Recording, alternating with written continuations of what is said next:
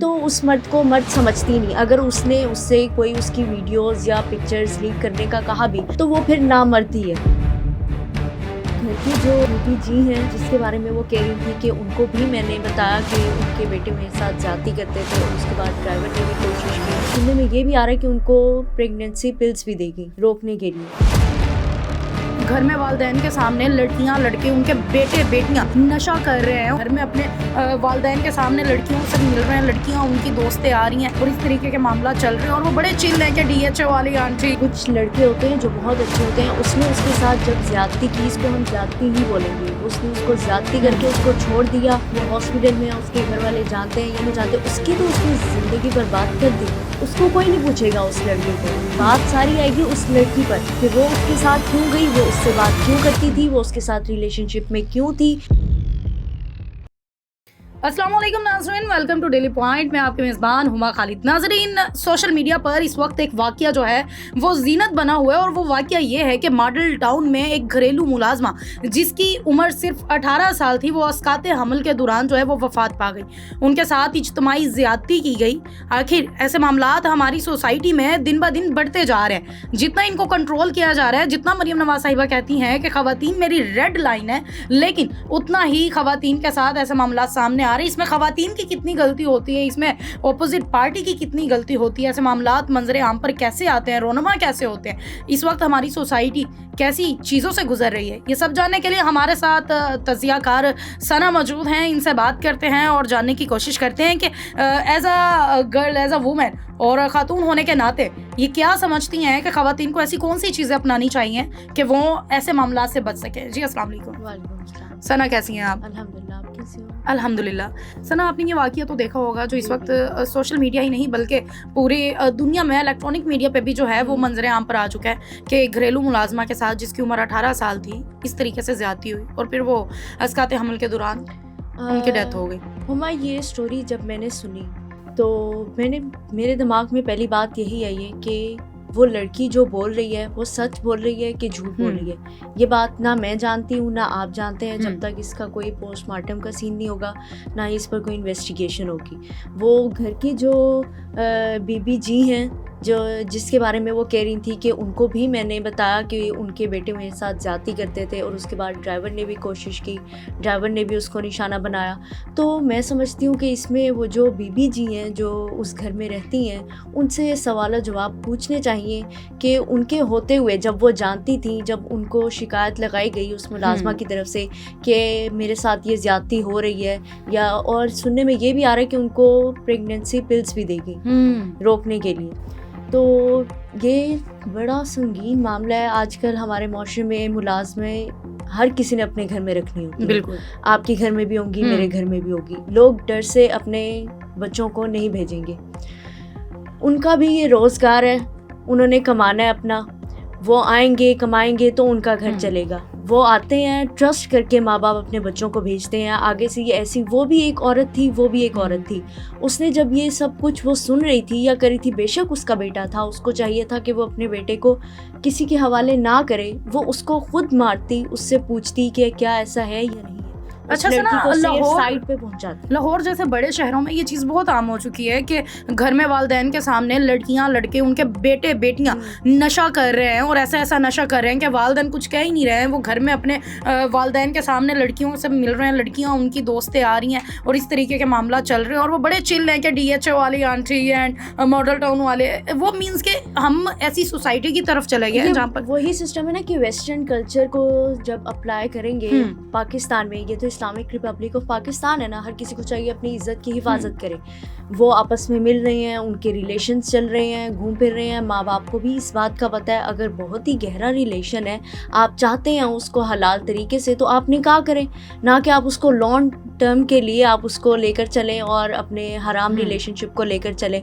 तो मैं इसमें यही कहूँगी कि इसमें माँ बाप की भी गलती होती है, बच्चों की भी तरबियत के। वो समझते हैं कि अच्छा जेंजी हैं, ये तो हमारे काबू में भी नहीं आएंगे। और आजकल बच्चे भी नहीं सुनते, बदतमीजी करते हैं। तो फिर माँ बाप इस डर से वो कहते हैं कि अब हम इन्हें क्या ही कहें, क्या ही समझाएं।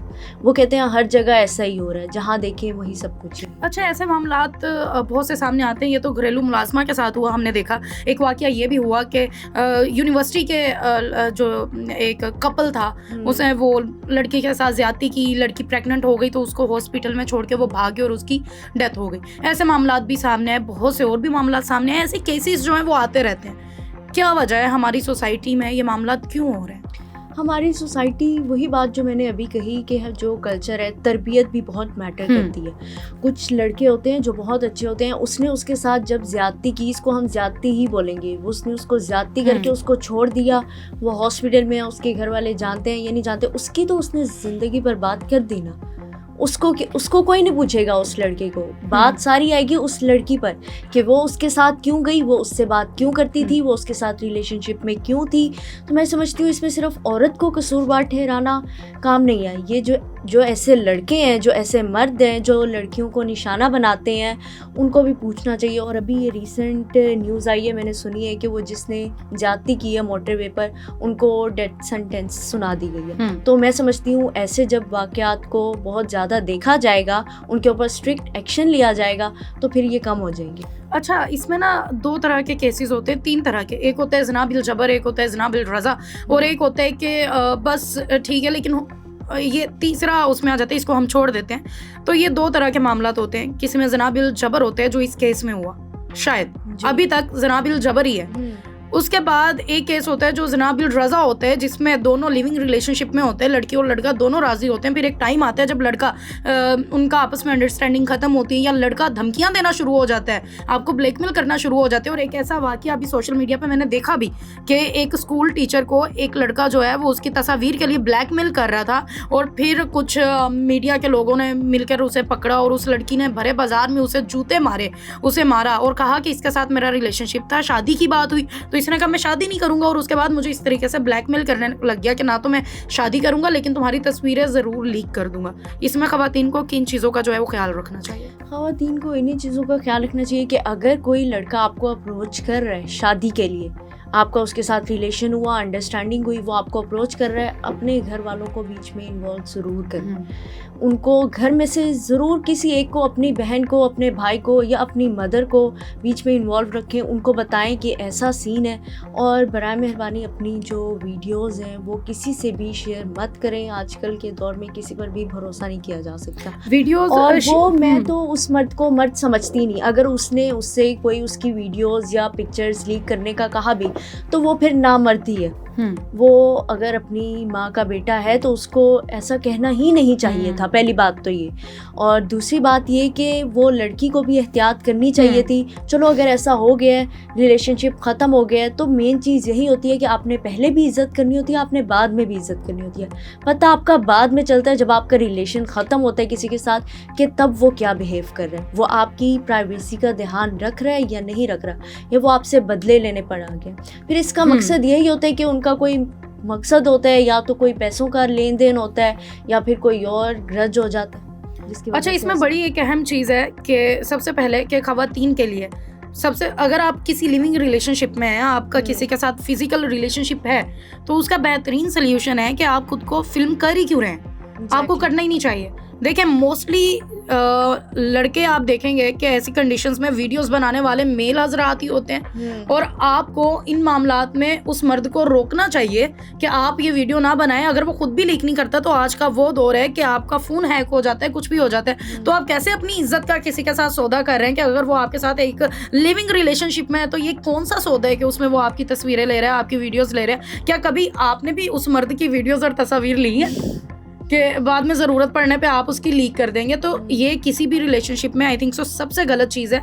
अपनी प्राइवेसी को फर्स्ट पे रखें, इससे दोनों लोगों की इज्जत जो है वो खराब होती है। रिलेशनशिप खत्म भी हो गया तो एक दूसरे की इज्जत करना मत भूलें। बिल्कुल, वो आपकी तरबियत फिर नज़र आती है कि आप दोबारा क्या कर रहे हैं। आप जो उसको ब्लैकमेल कर रहे हैं, फिर आपका मकसद ही यही था ना। फिर जो आपके पहले के वादे जो भी थे या आपने जो भी कहा था, वो सब तो झूठ था। सना, भी एक और चीज़ बड़ी आ गई है, लड़के इमोशनल ब्लैकमेल लड़कियों को करते हैं कि मैं तो तुम्हारे बगैर रह नहीं सकता, मैं मर जाऊंगा। ऐसे बहुत से केसेस मैंने देखे हैं। फिर मौके पे खड़े होकर कहते हैं, हाँ भी सना, बताएं आपके वालिद का क्या नाम है?